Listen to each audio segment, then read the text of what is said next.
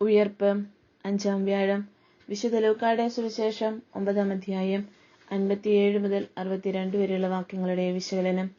ശിഷ്യത്വം ആവശ്യപ്പെടുന്ന ത്യാഗങ്ങൾ.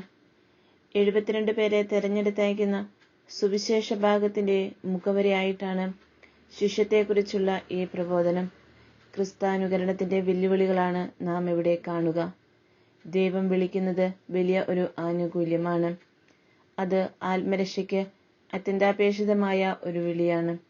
ലോകത്തിന്റെ വിളി കേട്ട് ജീവിച്ചാൽ പരലോകത്തിൽ നിന്റെ ആത്മാവിനെ രക്ഷിക്കാൻ അവരാരും കൂടെ ഉണ്ടാവുകയില്ല.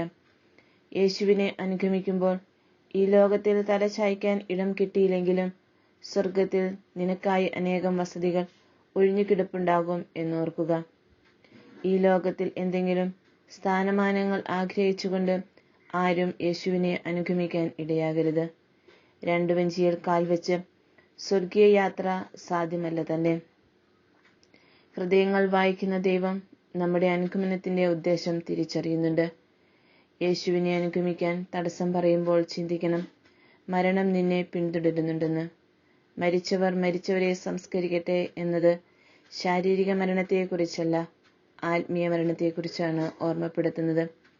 കലപ്പിയിൽ കൈവച്ച ശേഷം പിന്തിരിഞ്ഞു നോക്കുന്നവർ വിളി സ്വീകരിക്കുകയും എന്നാൽ വീണ്ടും പഴയ ജീവിതത്തിന്റെ സുഖാനുഭൂതികൾ അനുസരിച്ച് ജീവിക്കുന്നവരാണ്.